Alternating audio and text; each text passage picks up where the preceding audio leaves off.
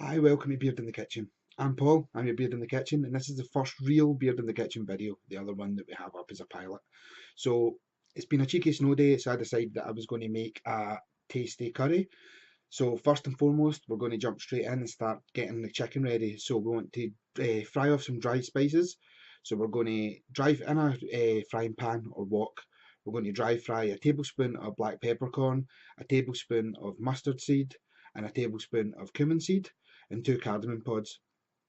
All you're doing is heating them up. You release the aromats. It's relatively pleasant smelling. So that's going to take 5, 6 minutes, something in that period of time. You don't have to stir them too much. Just break them up. Make sure there's plenty of heat getting to them.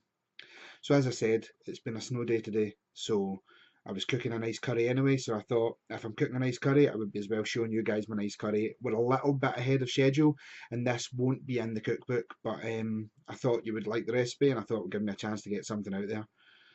So once we've got the spices all fried, we're going to take them out and we're going to put them into a pestle and mortar with about a teaspoon, 2 teaspoons worth of coarse sea salt. That'll help you grind it all up. And it'll also help put the salt in for the marinade because that's what we're going to be doing with the chicken. So you'll notice me use a few different techniques in this pestle and mortar. I've cut the whole sequence right down. It's probably going to take you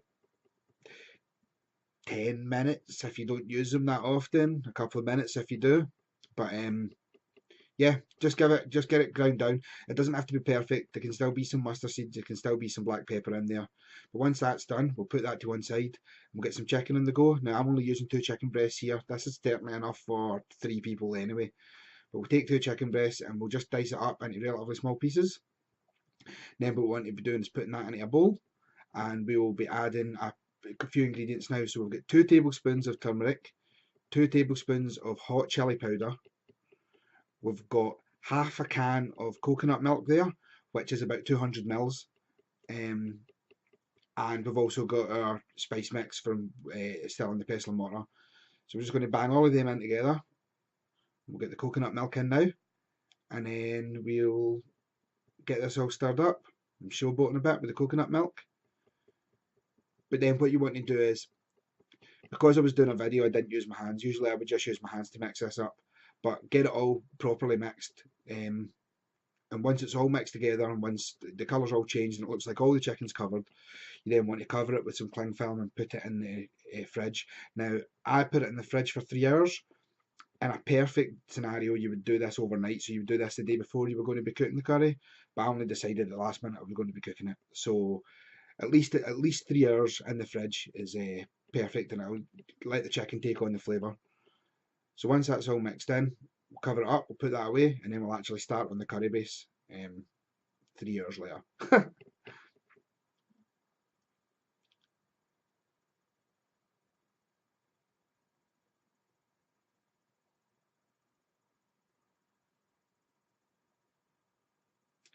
Take my time. There we go. So now we're going to start making the curry. First and foremost, we're going to need some onions. Now, I would like to say a big thank you to Oxo. I'm going to have a link down at the bottom here for the mandolin that I used. You're going to see it in a minute. They sent me this to be able to use in the show, and it's great. I just used this to slice the onions up because I was feeling lazy, I was in a hurry, and it's such an easy way to cut up the onions. All you're doing is putting an onion on the handguard and slide it across, and it slices up the onions into nice little thin slices. It was absolutely perfect for what I was doing here today, and like I said, I'll put the link below. It's a great useful tool. It also comes with some great attachments. Next, we're going to use some garlic. We're going to use an entire. So that was 3 small onions that we used, and we're going to use an entire bulb of garlic. Now, as I've shown you before, chop the 2 ends off, put the knife over the top of the garlic, give it a good whack, and then the skin will just fall off. Now I'm going to do that with a whole bulb, so I should have lots of garlic appear now. And then once again, a big thank you to Oxo. They sent me over a garlic press that I used in my pilot video. It's really heavy duty and it works really well. So I use that to crush up all the garlic here. You're going to see me use that in a minute. Um, that's it there. Honestly, it's the most heavy duty garlic press I've ever used before. It's particularly good. But I should hold it out for you so you can see it. There you go.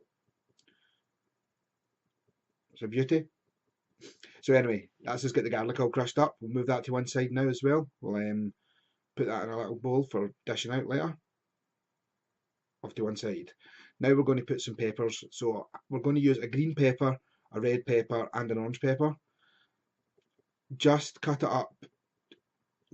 This is a personal preference. I mean, I chop it up into relatively small bits because sometimes the kids are eating it, and sometimes it's me that's eating it, and sometimes other people are eating it, and it's just easier that way. But what to do is cut it all up, peel off all the little white bits that are left inside, and then chop it up into strips, and then chop the other way, and then we'll get it into small cubes.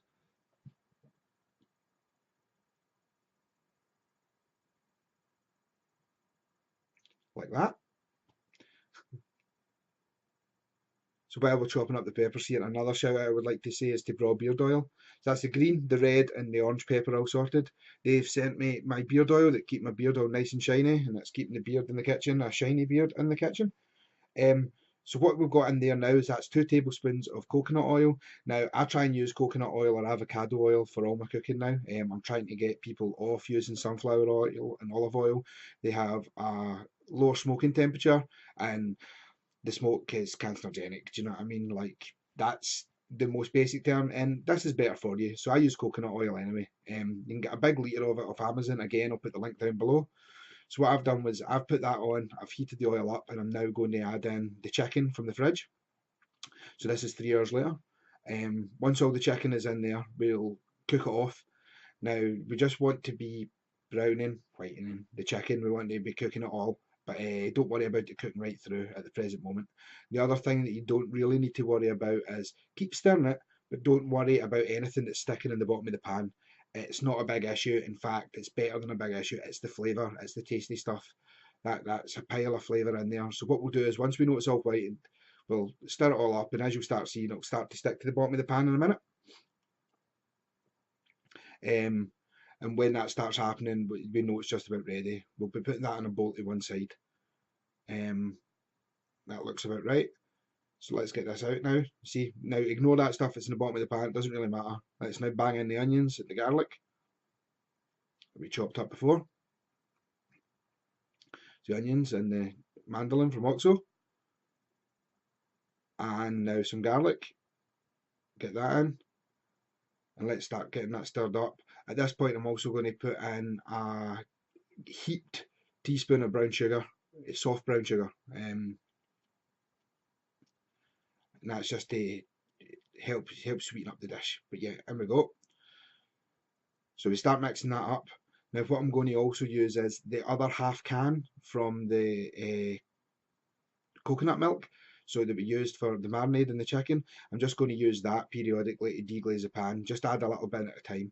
So there's 200 mils, and I add it in over 3 steps. So 50 mil, 50 mil, 100 mil, something in that region, but just use it. Now when you put it in, make sure that you give the pan a good proper clean. It will take a little bit of elbow grease, but it will all come off the pan, and then it'll cover the onions, and that'll be the start of what's going to be actually be a curry. So we'll get more in there. There we go. And we'll do that one more time, and we'll get it all, and you'll see that the bottom of the pan will be clean by that point. There'll be nothing stuck to the bottom of it, and all the tasty goodness will be pulled off it again. And into our onions. One more load to put in there, I think, of coconut milk.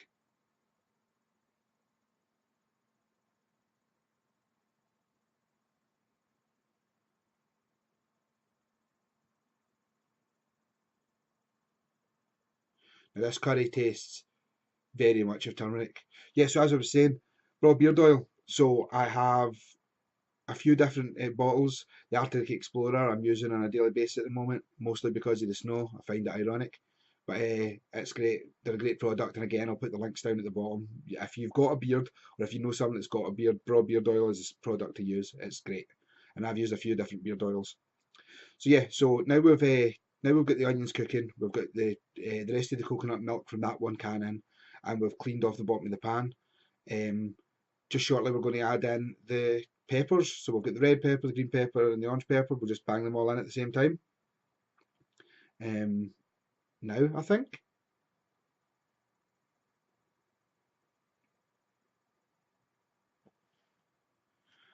I seem to be taking my time earlier on.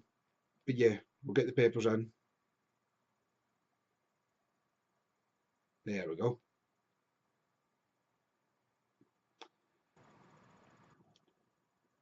So that'll be, we're going to be putting in our spice mix now. So that'll be 2 teaspoons of turmeric, 2 teaspoons of garlic powder, 2 teaspoons of ginger powder, and 2 tablespoons of hot curry powder. Now, I like it spicy, so that's the reason I'm using the curry powder.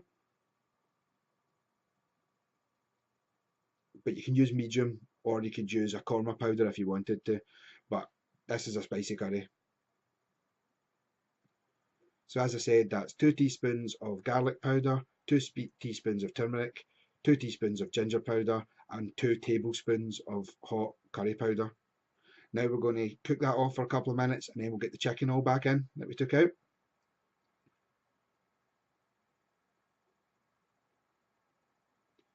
Once that starts cooking and sticking again, we've got another can of coconut milk. So that's another 400 mils of coconut milk we're adding in there. Get that all incorporated, and then once that starts coming up to the boil, we then only have 1 or 2 ingredients left.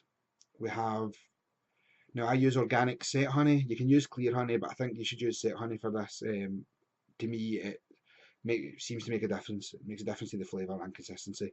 So it's a good tablespoon of organic honey, and then it'll be 300 mils of chicken stock, and that's pretty much it. That's the entire curry. Once we've got that done, we can get the lid on it. I cook it for about 15-20 minutes with the lid on, and then a further 10 or so minutes, 15 minutes, just to let it thicken up with the lid off. All depends on how comfortable you are of cooking. Of course, you also want to salt it, so I put in another heaped teaspoon of coarse sea salt. Actually, 1.5 teaspoons is what I put in, but I like my salt. I like my coarse sea salt. So that's the honey going in there. As you'll see, it's set honey, so it's nice and thick and opaque and messy. Honey in, salt in, and then I'll put in the stock. And then that's pretty much it. That was my dinner this evening. I thought I would bring that to you. I thought you'd like you all see it, and I thought you'd give you a nice warm coconut and turmeric curry that you can use to heat yourself up on horrible snow days when you're in the UK, or if you're in the rest of the world, you probably get actual snow days and not like a couple of inches of snow we've got here that's been completely debilitating. But as I said before, a big thank you to Oxo for sending me the cooking utensils, and a big thank you to Braw Beard Oil, because to be honest, I would just be the guy in the kitchen if I didn't have such a pleasant beard. It would be great if you could follow me on Facebook and on Twitter. I'll have my links below. I'm on Instagram, so I'll be putting up pictures of the stuff that I'm cooking.